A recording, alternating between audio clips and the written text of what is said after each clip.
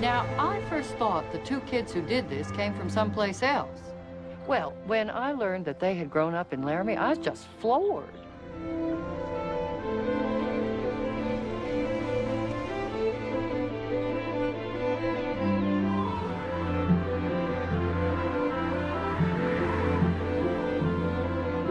In Laramie, Wyoming, a young man is in a deep coma near death from a savage beating.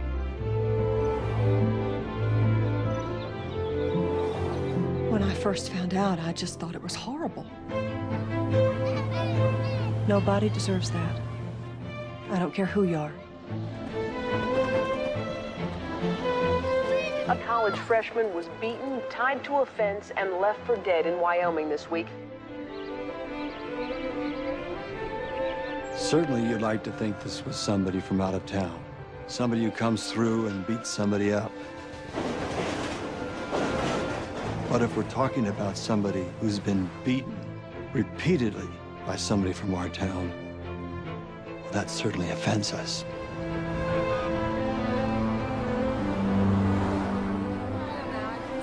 If you asked me before, I would have told you, Laramie is a beautiful town. It's secluded, secluded enough so you can have your own identity. Now, after Matthew, we're a town defined by an accident or a crime, We become Waco or Jasper, We're a noun or a definition or a sign.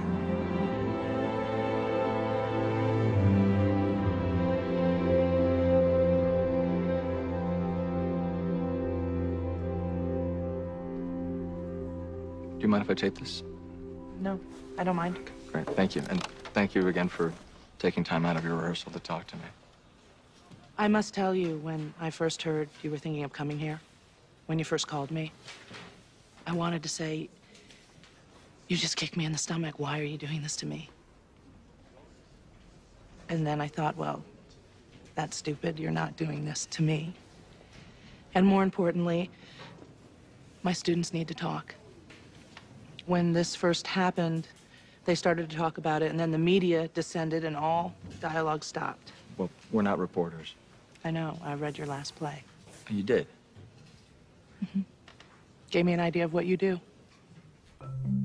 Moises called, saying he had an idea for his next theater project, but there was a somberness to his voice. So I asked him what it was all about, and he said he may want to do a piece about what's happening in Wyoming. Lee called me and told me that the company was thinking of going down to Laramie and conducting some interviews, and did I want to come? I did. I said, yeah, but I was hesitant because as a gay man, I mean, a kid had just been killed there because he was gay. What exactly do you want? Well, I'd like you to give me names of people who might want to talk to us.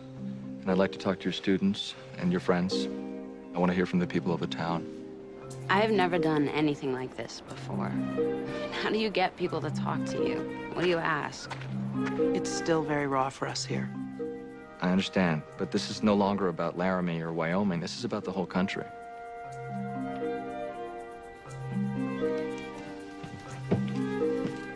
To me, it's still about Laramie. The company has agreed to come to Laramie and interview the people of the town, and I'm scared because I don't know what I'm going to do about trying to ensure their safety. I made a preliminary contact with Rebecca Hilliker, who's the head of the theater department at the University of Wyoming, and hopefully that will lead to more interviews. Hey, you're late. I know. We talked for a lot longer than I planned. So what did Rebecca say? Look, she gave me names of a bunch of people who might talk to us, townspeople and ranchers, some students, so we should try and contact these people first. Well, let's see if anybody's going to talk. Great. You okay? What? Please don't do that here. Where are you folks from? New York. New York. And what brings you to town? We're just passing through.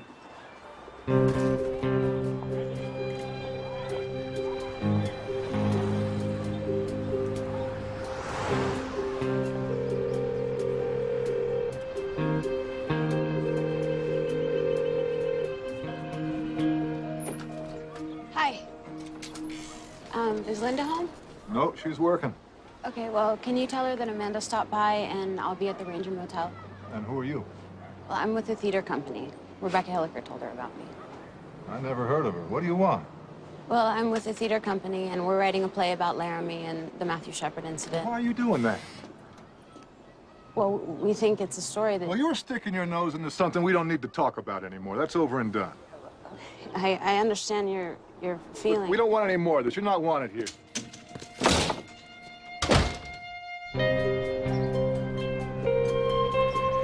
Where are you going with this story? Well, when the play's finished, we're going to bring it around to Laramie. And you're going to use our words? That's the idea. Well, I've been close enough to the case to know many of the people.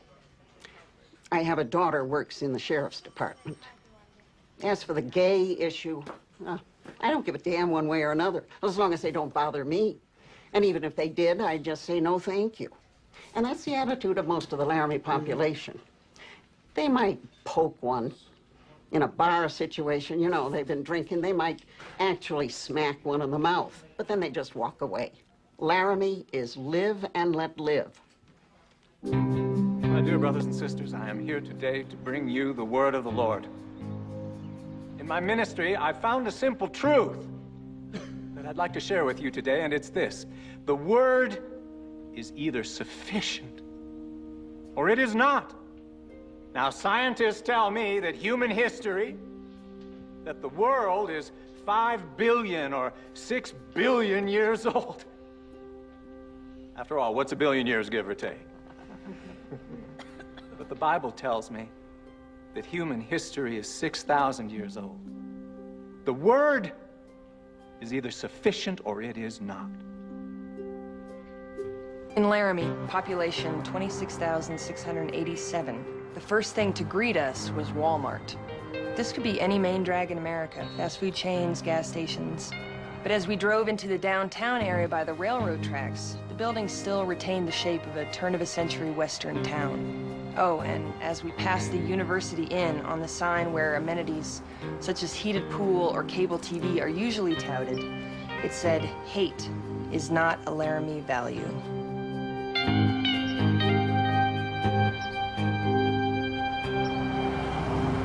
So how did you wind up here? Well, when it came time to go to college, my parents couldn't really afford to send me to college, so I knew that I wanted to study theater, but I knew that if I wanted to go to college, I had to get on a scholarship. So there's this like competition they have every year. It's like a Wyoming State High School competition thing, and so I came to the university to the theater department to look for some good scenes, right? And I asked the professor. I said, I need a killer scene, and he's like, here you go. This is it. What was it? That was Angels in America. I read that, and I'm like, this is okay. I can win best scene if I just do a good enough job, you know? So I tell my parents, you know, so they can come see me in the competition.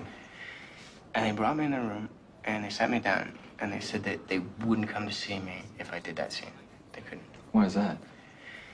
You know, because they believe it's wrong, because homosexuality is wrong, you know? And, all I remember from the competition is just standing ovation. Oh, really? Just, we won, we got first place. It's one of the best moments of my life. Just, you know. Did your parents come? Parents weren't there. So why'd you do it? Actually, you know, if I'm really honest, I think I wanted to win, you know, really. And it was just the greatest scene, you know. I just wanted to win.